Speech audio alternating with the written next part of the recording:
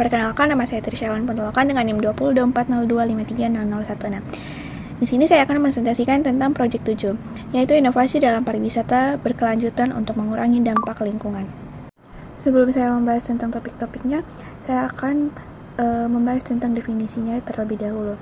Definisi dari pariwisata berkelanjutan itu adalah konsep pariwisata yang berupaya untuk meminimalkan dampak negatif dan memaksimalkan dampak positif terhadap lingkungan, sosial, budaya, ekonomi, serta baik untuk generasi saat ini maupun generasi mendatang.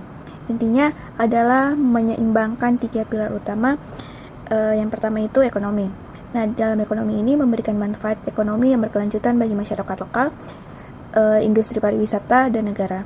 Terus yang kedua, sosial budaya. Dalam sosial budaya ini menghormati dan melestarikan budaya, tradisi, dan warisan lokal, serta meningkatkan kesejahteraan masyarakat. Dan yang terakhir yaitu lingkungan.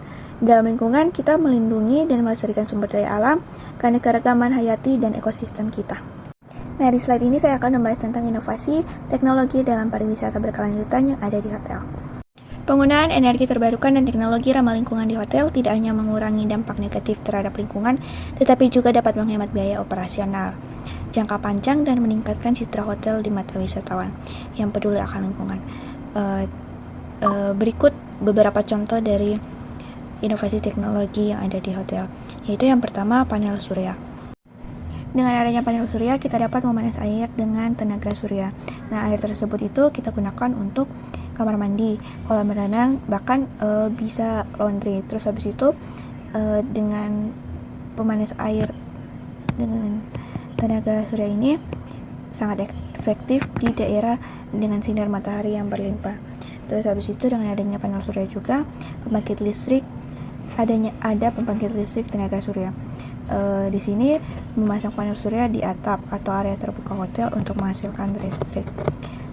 Listrik ini dapat digunakan untuk penerangan, pendinginan ruangan, dan peralatan elektronik lainnya. Selanjutnya ada energi angin. Dengan turbin angin kecil, meskipun tidak seumum panel surya, turbin angin kecil ini dapat dipasang di lokasi yang berangin untuk menghasilkan listrik. Ini dia lebih cocok untuk hotel yang berada di daerah pantai atau pegunungan. Terus habis itu ada pompa panas. Nah, di sini dengan memanfaatkan panas bumi untuk memanaskan atau mendinginkan ruangan dan air. Terus pompa panas juga ini sangat efisien dan ramah lingkungan, tetapi memerlukan investasi awal yang lebih besar. Nah, selanjutnya ada penggunaan energi biogas. Dengan mengelola limbah organik hotel atau misalnya itu sisa makanan, limbah kebun, itu dia menjadi biogas yang dapat digunakan untuk memasak atau menghasilkan listrik. Terus habis itu ada sistem pencahayaan dan peralatan hemat energi. Di sini dengan mengganti lampu konversial dengan lampu LED yang lebih hemat energi, menggunakan peralatan elektronik dan pendingin ruangan yang memiliki label hemat energi. Selanjutnya sistem otomasi dan kontrol energi. Nah, di sini kita menerapkan sistem otomasi untuk mematikan lampu dan peralatan elektronik saat tidak digunakan. Nah, terus selanjutnya menggunakan sensor gerak untuk mengontrol pencahayaan di daerah umum. Selanjutnya saya akan membahas tentang inovasi teknologi dalam pariwisata berkelanjutan yang ada di bidang transportasi. Yang pertama itu di bidang transportasi ada kendaraan listrik. Nah, di sektor transportasi ini merupakan salah satu penyumbang terbesar emisi gas rumah kaca. Oleh karena itu, penggunaan teknologi ramah lingkungan di sektor ini sangat penting untuk mengurangi dampak negatif pariwisata terhadap perubahan iklim. Yang pertama itu ada kendaraan listrik, seperti bus listrik. Bus ini mengganti bus wisata konvensional dengan bus listrik untuk mengurangi emisi dan polusi udara. Selanjutnya ada mobil listrik dan sepeda listrik. Nah, ini dia menyediakan layanan penyewaan mobil dan sepeda listrik bagi wisatawan. Selanjutnya ada penggunaan bahan bakar alternatif. Nah, di sini menggunakan biofuel atau bahan bakar hidrogen sebagai pengganti bahan bakar fosil. Selanjutnya infrastruktur pendukung kendaraan listrik. Nah, di sini membangun stasiun pengisian kendaraan listrik di area wisata dan hotel. Terus habis itu promosi transportasi publik dan bersepeda. Itu dia meningkatkan kualitas dan ketersediaan transportasi publik serta membangun jalur sepeda dan pejalan kaki yang aman dan nyaman. Berikutnya ada contoh kasus. Nah, contoh kasus dalam presentasi ini saya akan saya mengambil dari Pulau Komodo yang ada di Indonesia. Itu pengolahan sampah di Pulau Komodo ini yang ada di Indonesia, inovasinya Taman Nasional Komodo. Nah, menghadapi tantangan pengolahan sampah yang meningkat seiring dengan pertumbuhan pariwisata. Ini ada beberapa inisiatif inovatif telah diterapkan di Pulau Komodo Indonesia, yaitu seperti pemisahan sampah di sumber dan program daur ulang, penggunaan kapal pengangkut sampah yang lebih efisien dan ramah lingkungan, serta edukasi dan pelatihan bagi masyarakat lokal tentang pengelolaan sampah yang benar bagaimana itu. Terus habis itu ada dampak dari ini Pulau Komodo ini. Inovasi ini telah mengurangi jumlah sampah yang mencemari lingkungan Taman Nasional Komodo, menjaga kebersihan dan keindahan alam, serta meningkatkan kesadaran masyarakat tentang pentingnya pengelolaan sampah. Yang berikutnya ada pengelolaan sumber daya alam. Yang pertama saya akan membahas tentang strategi pengelolaan sampah.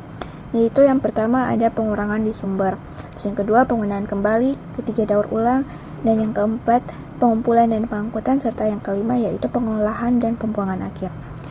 Terus selanjutnya di sini ada strategi pengelolaan air juga. Yaitu yang pertama konservasi air, yang kedua daur ulang air, dan yang ketiga pengolahan air limbah, serta yang keempat itu ada penggunaan air limbah. Selanjutnya ada tantangan dan solusi.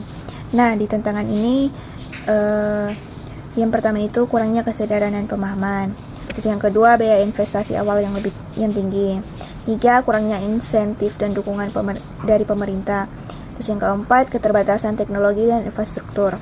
Yang kelima kurangnya sumber daya manusia. Terus yang keenam itu resistensi terhadap perubahan. Selanjutnya ada yang terakhir itu kurangnya kolaborasi dan koordinasi. Berikutnya ada solusi dari tantangan yang saya sebutkan tadi, yaitu yang pertama peningkatan kesadaran dan edukasi, terus memberikan insentif dan dukungan dari pemerintah.